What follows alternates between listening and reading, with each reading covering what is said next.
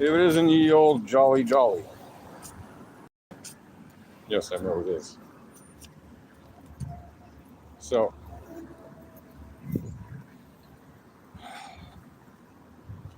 hope you all having a wonderful day. You might have noticed in my previous video, I spoke to you about the higher time frame on the weekly time frame and things like that, and what could cause market to go up, down, or sideways. And today, now, in this video, I'm going to tell you specifically what I think is going to happen in this coming week,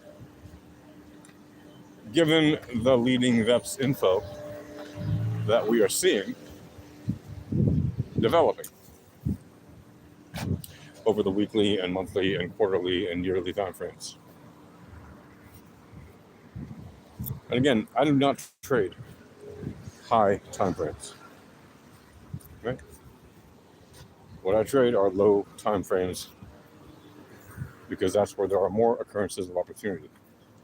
But that does not mean that I don't keep an eye on the higher time frames, because they paint the bigger picture of what is happening overall as the months and quarters and years go by.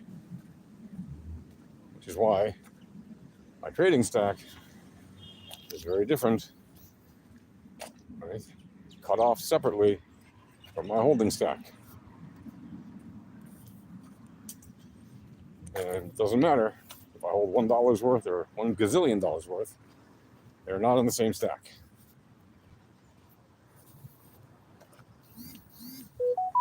For the very simple reason that you don't want to enter trades, put money on all your money on an exchange, and then wake up one day and realize, oh, I forgot to move my trading capital back to my private wallet because I got busy last night and didn't notice the time and passed out.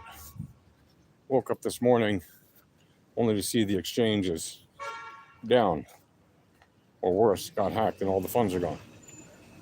And I have no access to any of my funds.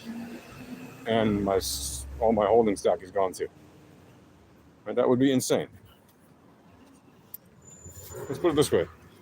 If you have more than, like, what's the cost of a wallet, a crypto wallet, a hardware crypto wallet, if you're going to buy one? $50, $100, somewhere in that region. Sure, some cost more, some cost less, but generally speaking, that's what we're talking about, right? You can get them for 50, you can get them for cheaper than that, you can get them for 75, you can get them for 99, whatever. Always somewhere in that range that you get a decent one. So, if you hold even more than, a few $100 worth of crypto, are you telling me it's not worth spending $50 to $100 on some kind of crypto wallet to keep your funds safe as you keep investing more and more into it?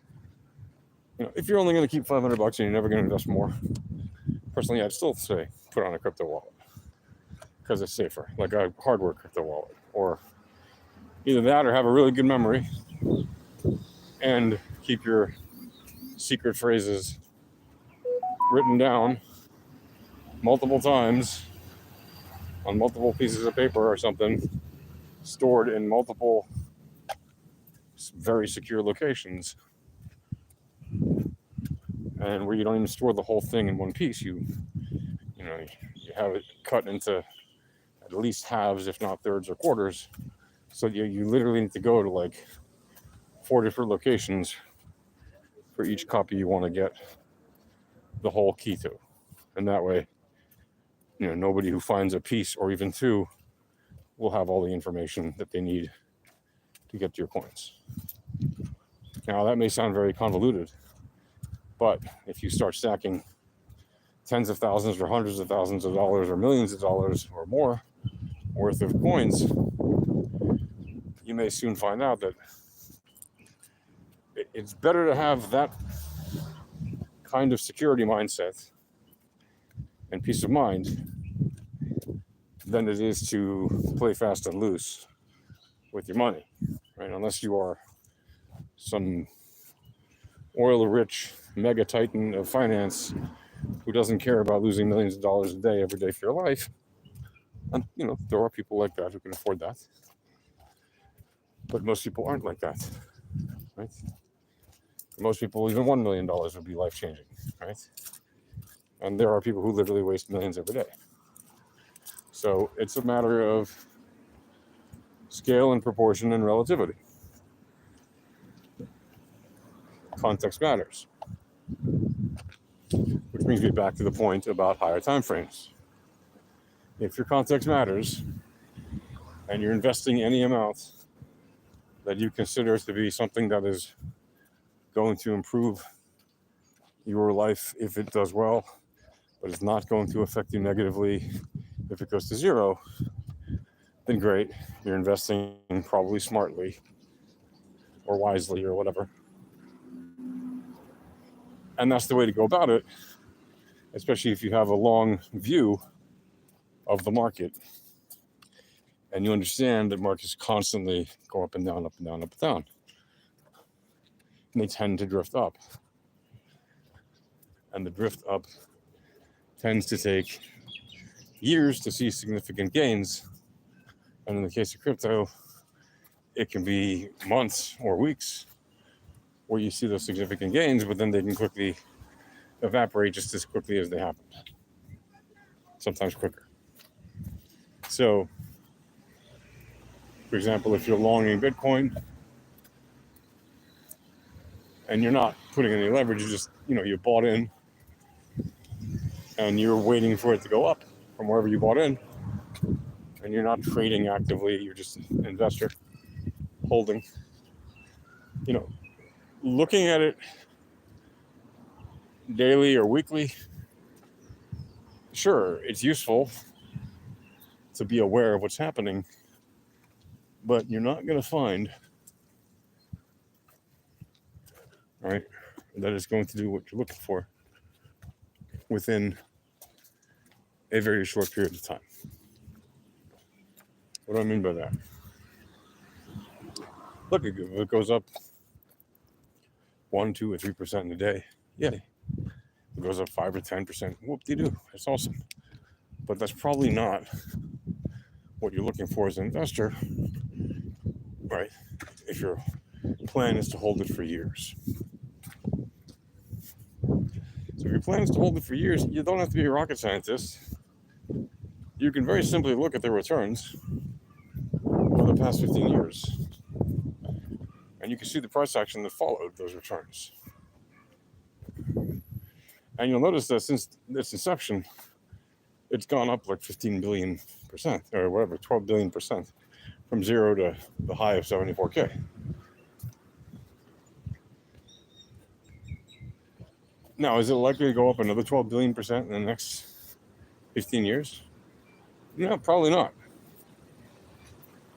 But could it go up, 1,000x? Well, 1,000x would be like a 70 million Bitcoin, right? Because 10x from 70,000 would be 700,000. Another 10x of that, which would make it 100x, would be 7 million. Another 10x of that, which would be 1,000x, will be 70 million. Or whatever, 60 million if we're at 60K now. 55K or whatever. Okay. Who cares? 55 million, 70 million per Bitcoin. What difference does it make if you're buying them now at under 100K? And it goes up 1,000x. Again, it doesn't have to go up 12 billion% to go up 1,000x, right? 1,000x is just,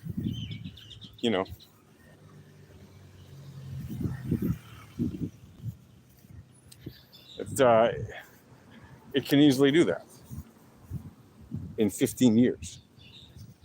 Now, does it mean it has to do that? No. No, it does not.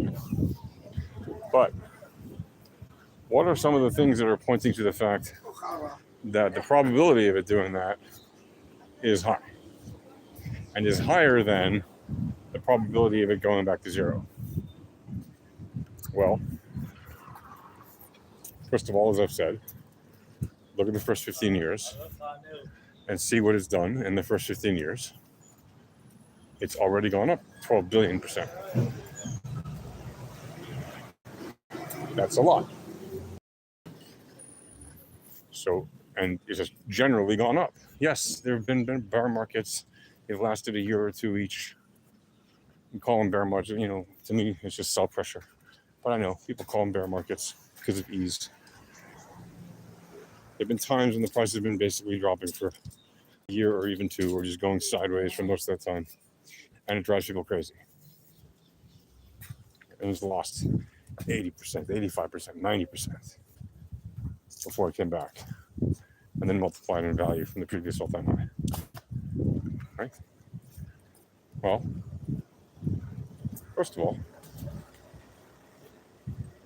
when they say there's no guarantees when you're investing, it's true. There are no guarantees.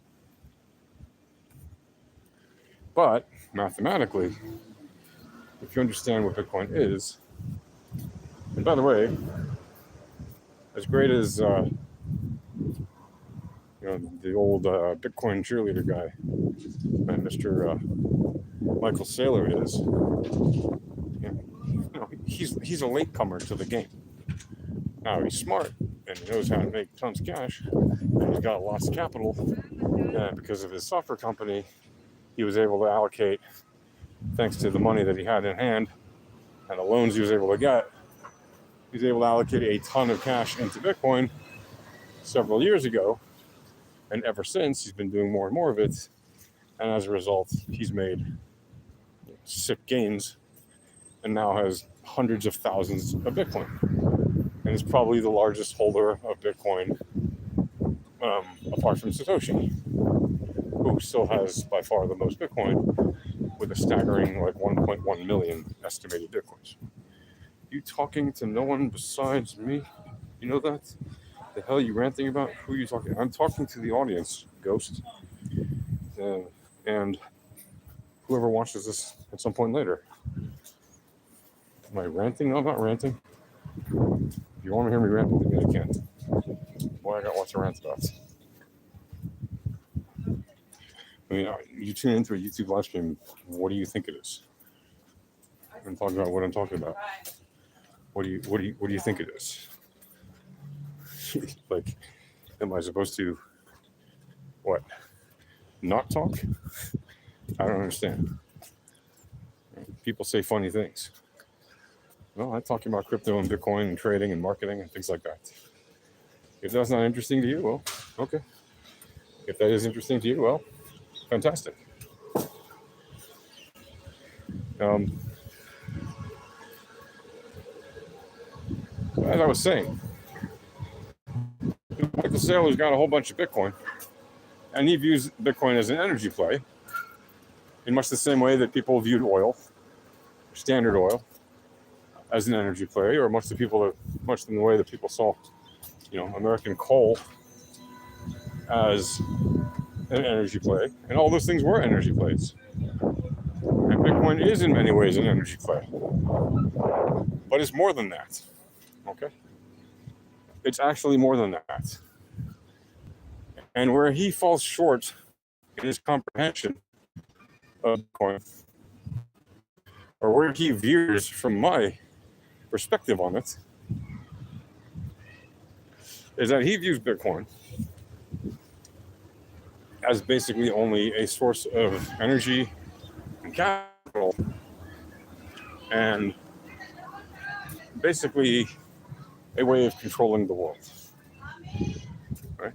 I view it as an invention, which is a math protocol, which is designed to give people more control over their own finances. That is really the purpose of it, and the secondary and most important built-in aspect of it. When I say secondary, I mean the byproduct of it, which is embedded in its very nature, is to allow people to transact values. And values are not necessarily monetary. Values are very much idea-based, perception-based, right? The idea of transferring values is not limited to just transferring funds. For example, people trading ordinals, right? They're sending ordinals. Sometimes they're paying tens or hundreds or even thousands of dollars or even more for something that's on one Satoshi. Like it's etched on a single Satoshi. But the thing is worth more than a Satoshi to the buyer and or to the seller. Right? And they exchange more money than that to transfer the value, which is that ordinal. You could transfer any kind of values. They don't have to be material necessarily.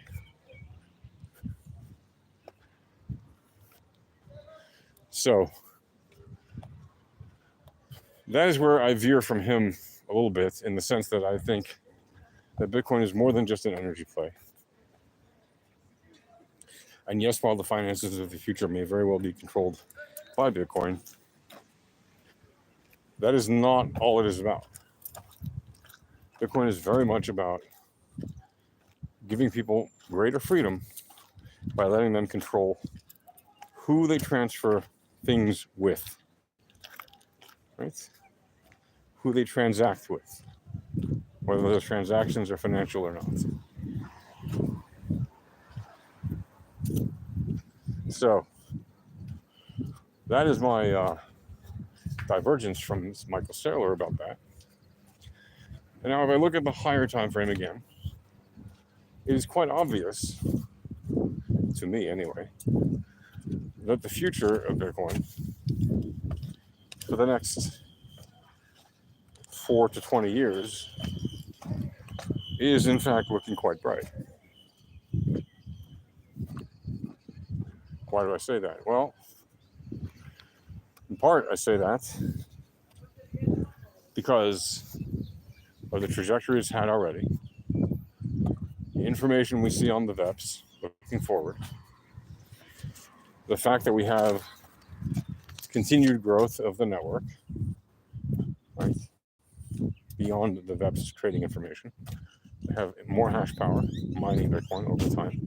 We have more people securing the network over time. We have more people adopting Bitcoin over time. We have more wallets being created every day. These are reasons that more and more people are wanting to get into it. But here's the funny thing. There are limits on its potential skyrocketing maneuvers. Bitcoin is the future of the world finance. Yes, Bitcoin is the future of the world finance. It's also more than that, right?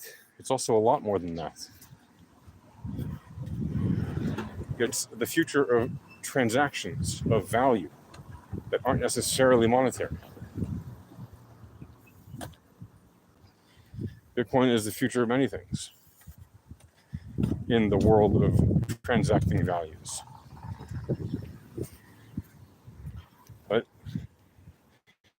But if you look strictly at the price and you're concerned about price go up, there are many reasons to think in the long term it is going to continue to go up.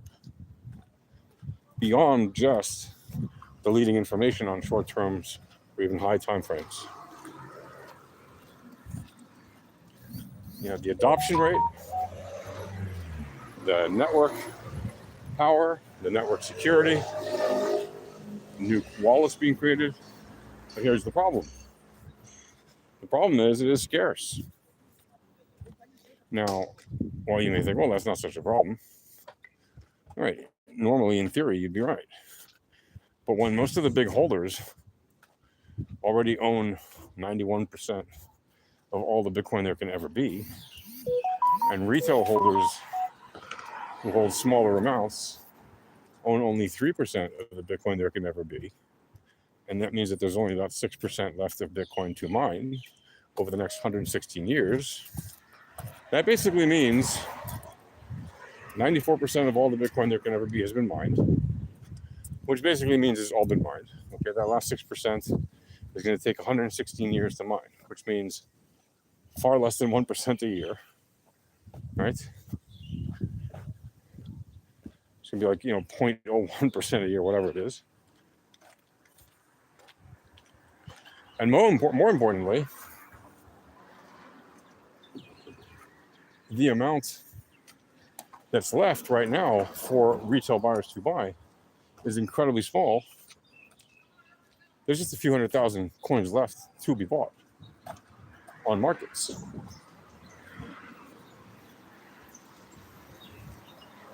Right? And if the big holders don't start trading actively their huge stacks, there's not going to be a lot of trading happening. And if there's not a lot of trading happening, the probability of price continuing to go up significantly is greatly reduced. Now, of course, most people in retail are already just trading Satoshis, not whole Bitcoins, obviously.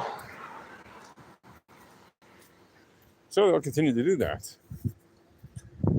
And they'll pay, the fees for exchanges for the privilege of trading Satoshis from here on out. And they already are, for the most part. But they're going to be literally scrapping for Satoshis. And that, while it is certainly a feasible thing, is not going to be very appealing to the bulk of humanity,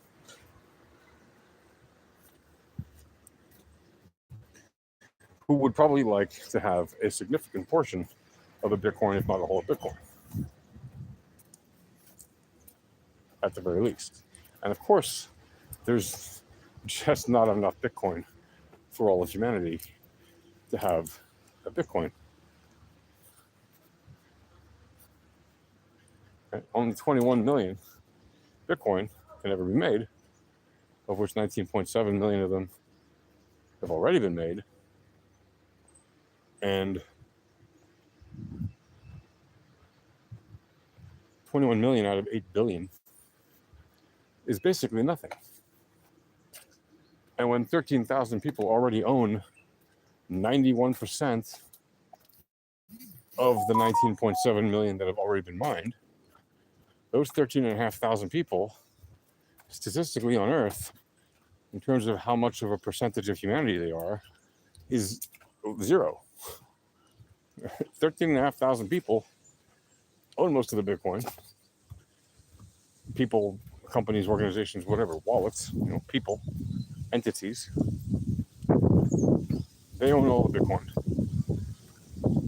The other 8 billion people, right, own 3%. And the fight for the last 6% is basically not going to be a fight, because the people who have all the money are going to continue to buy up all the Bitcoin.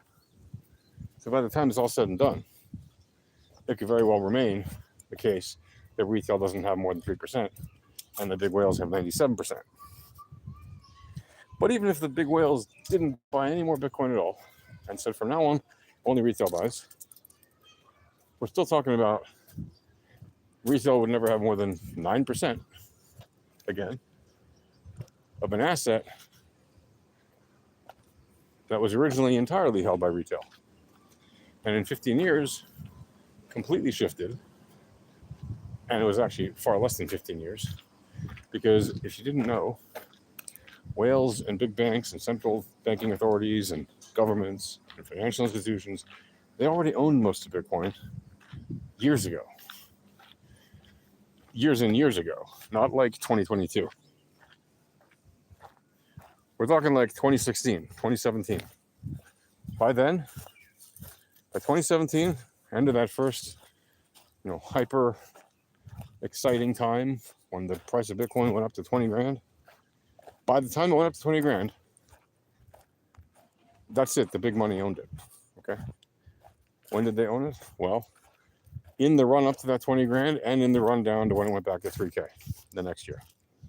During that 2-year cycle, 2017 and 2018, big money, excluding the whales who got rich off of Bitcoin. I'm talking about banks, central banks, governments, financial institutions. They bought as much as they could, even if they were saying that they weren't, in 2017 and 2018. And by the time 2019 rolled around,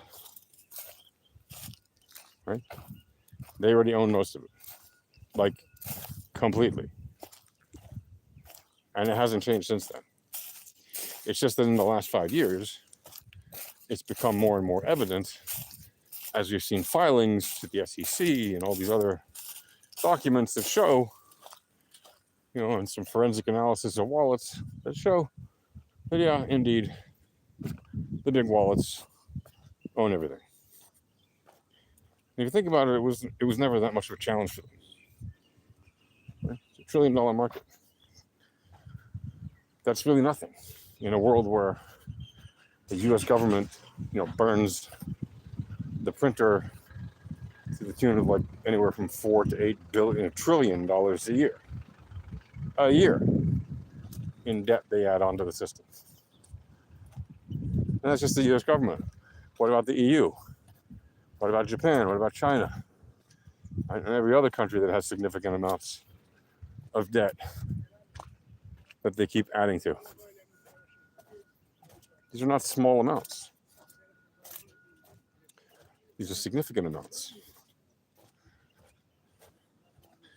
So, do I think it can keep going up? Yes, especially if the dollar keeps falling in value, which it is. Do I think that it is going to go up to infinity and beyond? No. No, I don't. Could it ever get to $100 million a coin? In theory, yeah, sure. Even maybe more. But does it necessarily need to?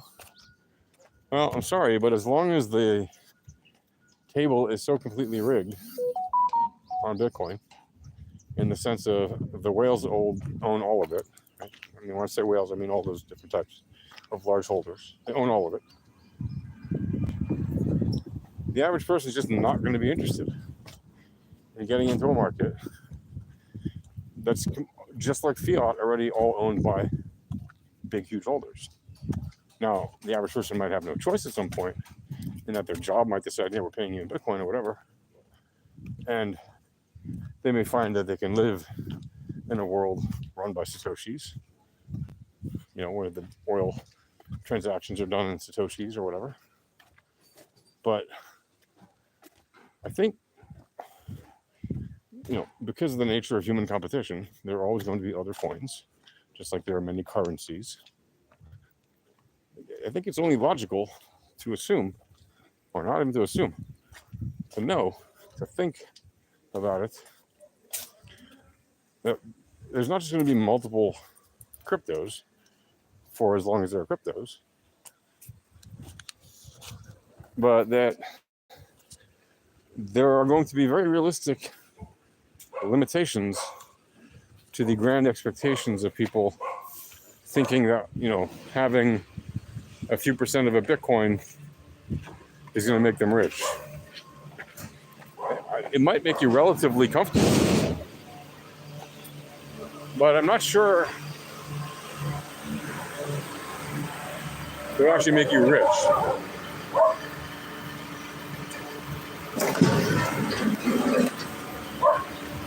For a very simple reason. And that reason is,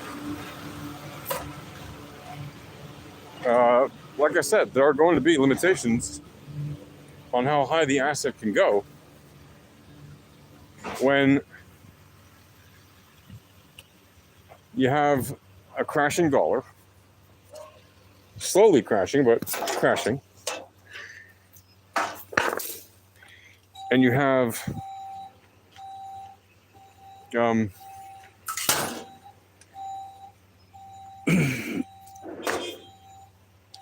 the majority of Bitcoin being held by a tiny group of people, which makes the prospects of getting any more of it extremely unlikely for most people.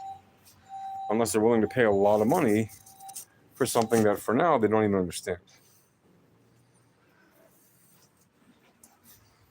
Anyway, do I think this week or this month it is likely to go up, or next month it's likely to go up? Well, I don't trade historical patterns for the simple reason that patterns break, maths don't. Yeah, so used as a currency. I mean, personally, I pay things in Bitcoins and Satoshis a lot, like often, regularly. Does it mean that you can't take 100 pounds of gold with you on an airplane? Right, you can't take 100 pounds of gold with you on an airplane. That's true. It is really hard. It's the greatest appreciating asset. Yes, it is the greatest appreciating asset and wealth transfer in the world. But here's the thing, most of that wealth transfer has already happened.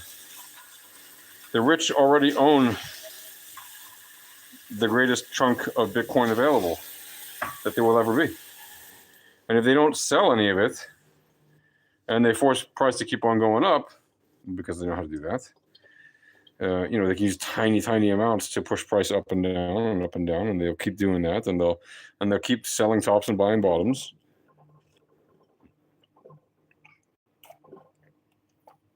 At what point does the average person say, well, yeah, Bitcoin is great. Bitcoin's wonderful as long as the price is high. But if no one's able to use it because either no one can afford any significant amount to make a difference in their life,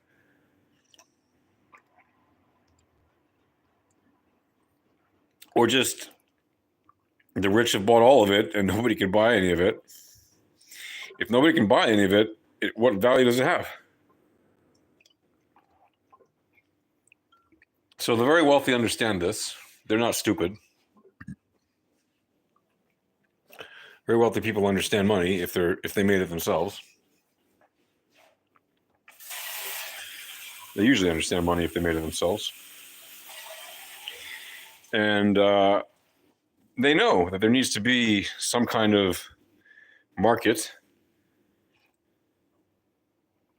where retail can get into it.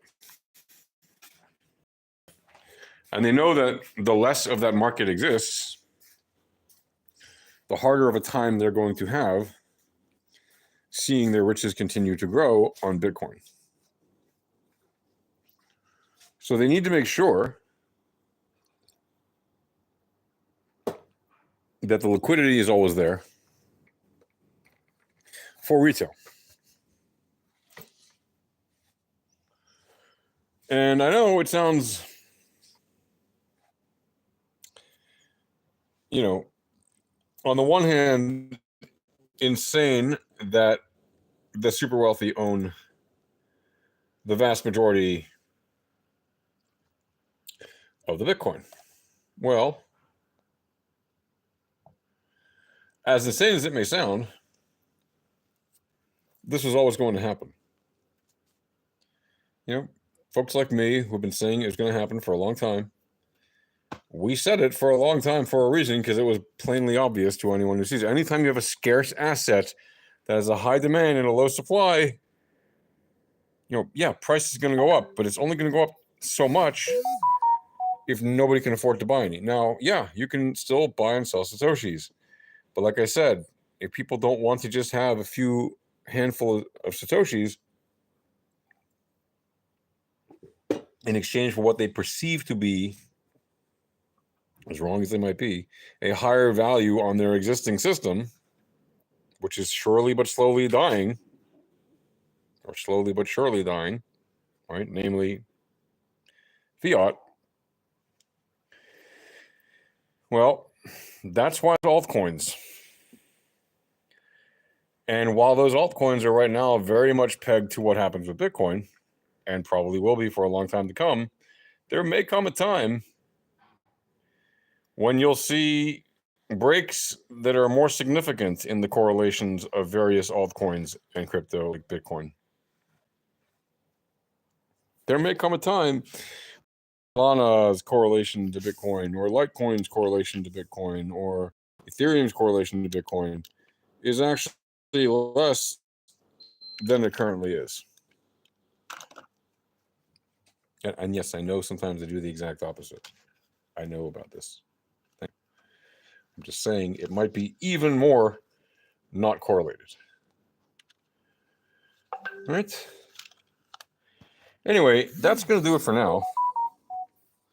I'm going to bid you all adieu. Probably jump on later for another video. But at the moment, like I said, Bitcoin, doing this little thing where it's continuing to go up after the little drop it had yesterday, after the movement up it had yesterday. Getting set up for the new week. We'll see what the weekly time frame shows us on the VEPs. For now, the weekly time frame on the VEPs, is actually looking good in the sense that, for example, Bitcoin dropped down to the reverse wave trend very nicely, and then dropped past it, and even dropped past the second normal distribution point before wicking back up, and is now above the weekly time reverse wave trend. And you've got the direction predictors of the RMLRs, both indicating more down, which the price action has been doing. So the direction predictors are correct for now. And you've got the correlations correct, right? The one going down has positive correlation, correct. The one that's going up has negative correlation, because that's correct. And they're both significant, and that's also correct. So if the weekly, by the way, the power mean also had an intersect, right, with the 3012 RMLR, I think, or the 1110. Yeah, the 1110 RMLR on the last candle, meaning the last weekly candle. Started the 26th of August, when it dipped more than 10% for that week. And this week it also, is currently down almost 5% from last week, and including the wicks, almost another 10% week.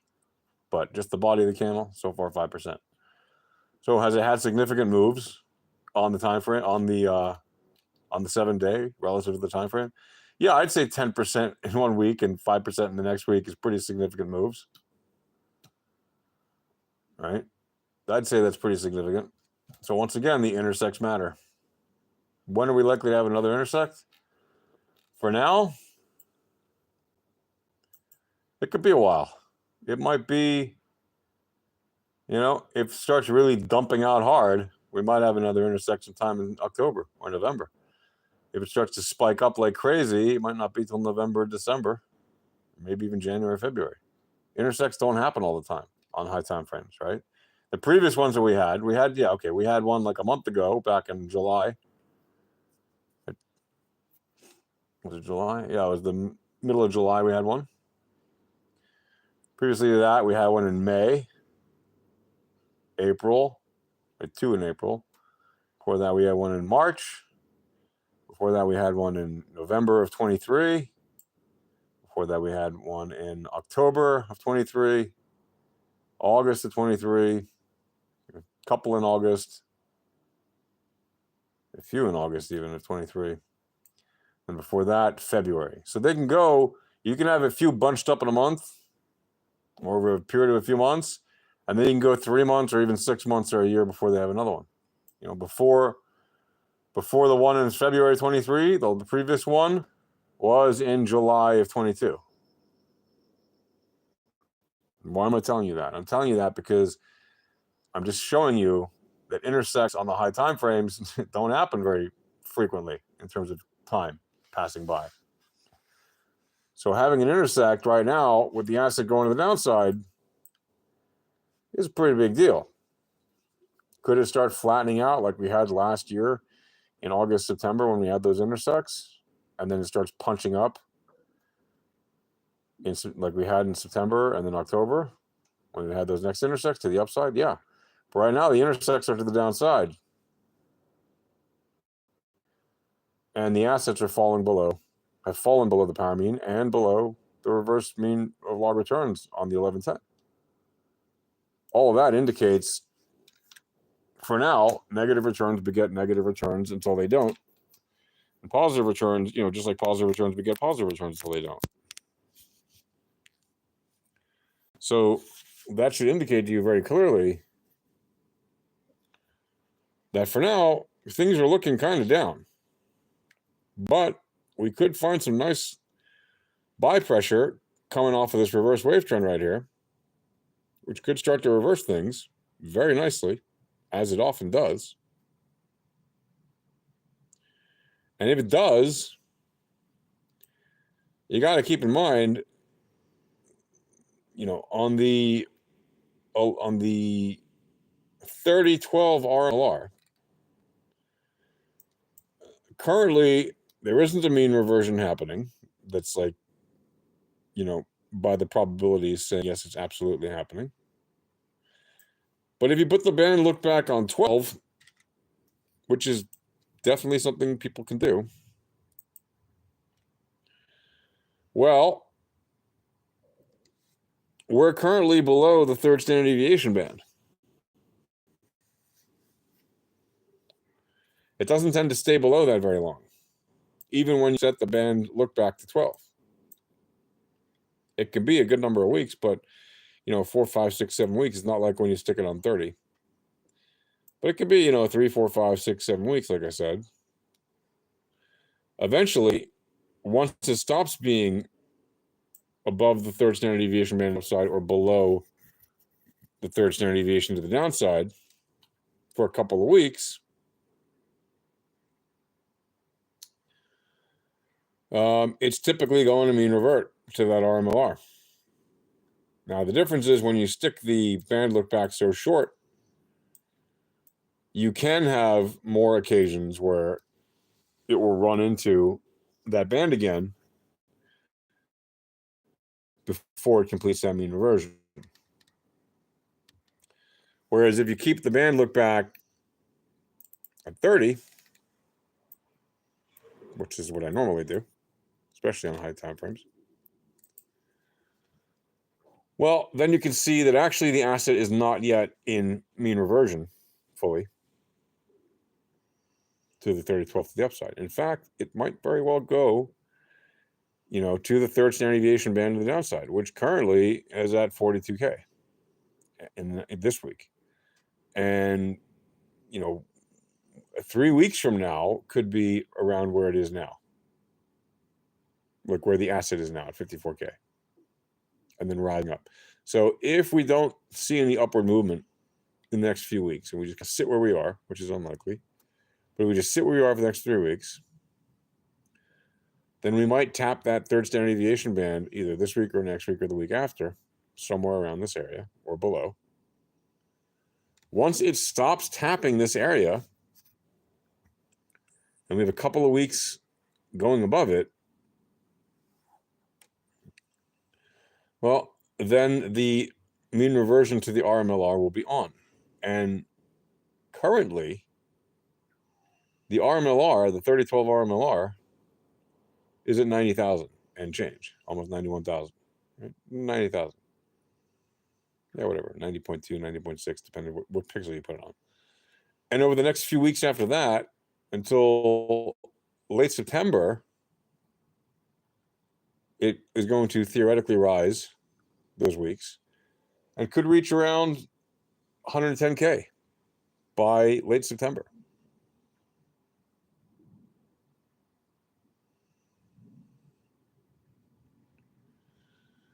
And by middle of October, around the week of the 21st of October, could go up to like 113K or something. Now that is actually up from where it was just last week, even though prices come down. Why? Because it's the reverse mean of log returns. Price action just follows. Sometimes price action is out of step with the return mean of log returns or with the returns, right? But usually price action is in step with the returns because it's following the returns. And the reverse mean of log returns is currently going up on the 3012 length of the weekly time frame. And it's been increasing steadily, even though price action has been going kind of sideways. If you look at the weekly, going up and down, up and down, up and down, up and down for the last, 8-10 weeks. And even before that, really since March, it's been kind of stuck between 74K and whatever the low's been, 49K, right? So whenever it does enter the mean reversion to the 3012 RMLR, that is a not insignificant move. And, you know, while it could start happening even on this candle or next, the probability that it goes down a little bit more to shake everybody out is quite high. And then when people are screaming bloody murder and they're scared and panicking, oh, and saying, oh, it's over, it's over, it's over, dump your coins, that's when the smart money will usually see that the opportunity exists to buy. As the old saying goes, buy low, sell high. Now, on that note, folks, I wish you all adieu. I wish you all happy trading. And as always, see you in the next one. Cheers.